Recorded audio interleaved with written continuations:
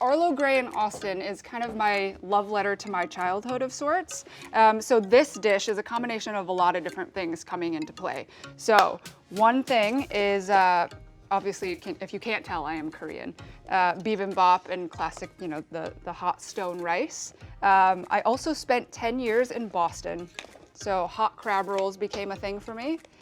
I fell in love later in life with Persian cooking, and then growing up, I got crab fried rice often from Chinese takeout. So all these four things definitely shouldn't go together, but I'm gonna show you how they go together.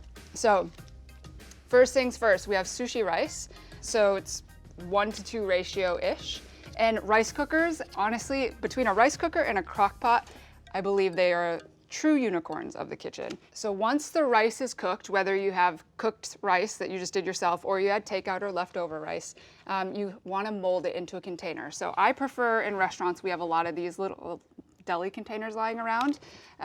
So if you order food and you get food in these, please save them because they're really quite handy. We just do a little bit of spray on the inside so the rice doesn't stick, and then we press in gently our cooked rice. If you don't have these, you can use a little bowl or you can just freeform rice patties with your hands, it's fine. So once those are there, I'm gonna get all the rice off my hands. Perfect, and then we're gonna take these rice cups, we're gonna pop them into the fridge.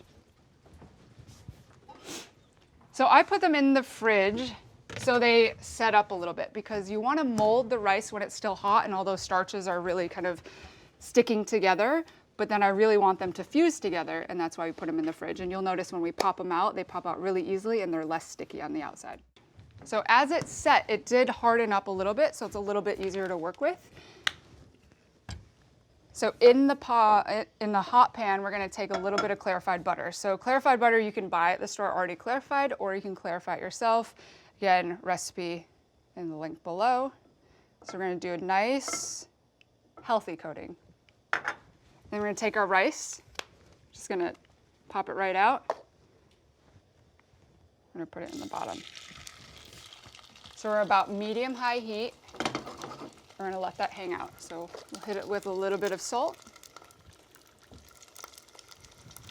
So this whole crispy rice dish, the actual base, which we're gonna come back and I'll show you that a little later, is the rice is gonna sit on top of crab, bacon, and Haricot Verts.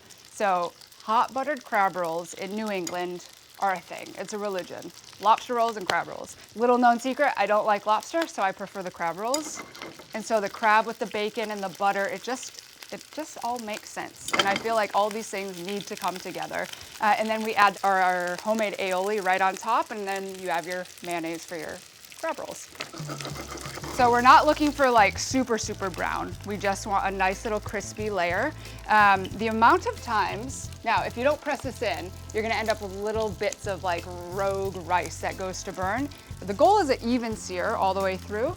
And the amount of times that I've actually burned rice, probably in every form, is more than I'd like to admit, but I have. So take the time, press them in your rice cups, evenly, and we won't have that problem, hopefully. So you can start to see it brown just a little bit on the sides.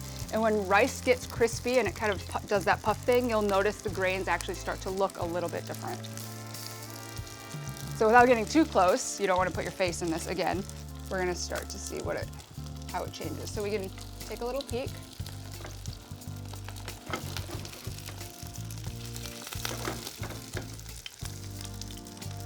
Yeah, so all this beautiful clarified butter. One, you're adding tons of flavor.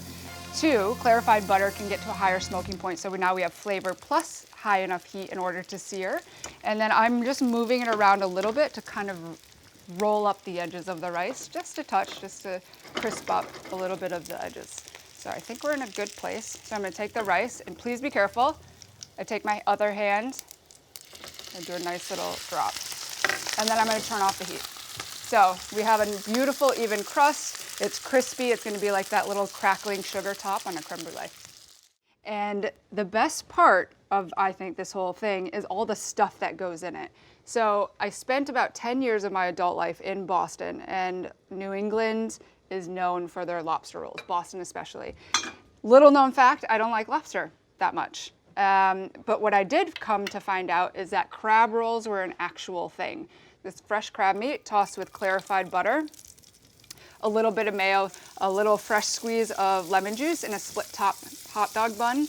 And then you always have the option of adding bacon, which I feel like in life, the option of adding bacon is like normal. Hey, you need to take a shower, you want to add bacon, you want a crab roll, do you want to add bacon? Yeah, it's like $3 extra, it's fine. So, hence why all this bacon. So I've already pre-cooked the bacon, reserved the fat, because a lot of that flavor lies in the fat. So we're gonna start to build this in all of that bacon fat. So we have a little bit of fat in the pan, Haricot Verts just for a little green and a little health of some kind.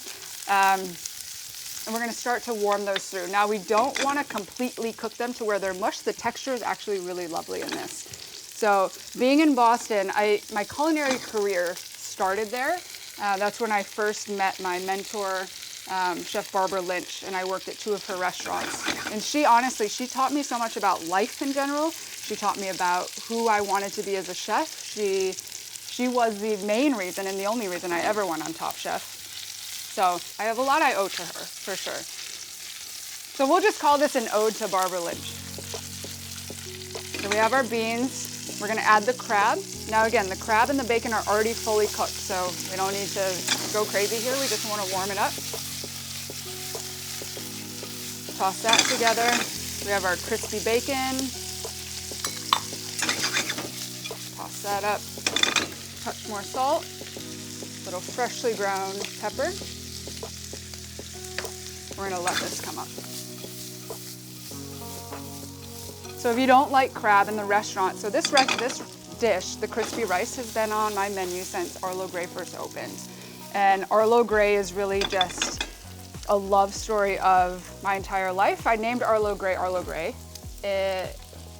because I named it what I would have named my first child.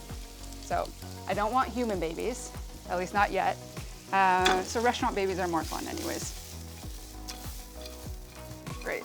So that's all it took. 5 minutes and it's finished. So to plate this guy up, all we're gonna do is take this wonderful mix of bacon fat coated things. If you don't want to do crab, if you have an allergy, in the restaurant we do maitake mushrooms because they're quite meaty, they crisp up like bacon. It's really, really quite tasty, and we'll just cook it in clarified butter and not bacon fat. So good amount of the stuff. We're gonna take our rice cake, set it right on top.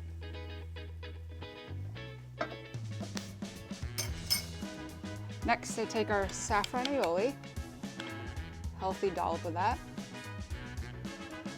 A little bit more ground pepper. And then some fresh garnishes to kind of cut through all of that. So we have some really thinly sliced English cucumbers. On one side, we have cilantro with some of the stem. It's important to keep some of the stem because it's tasty, it's delicious, completely edible. And I actually like the textural difference. And then a little bite of fresh scallions. Then on the side, just like a classic New England lobster roll or crab roll, you always get a little bit of fresh lemon.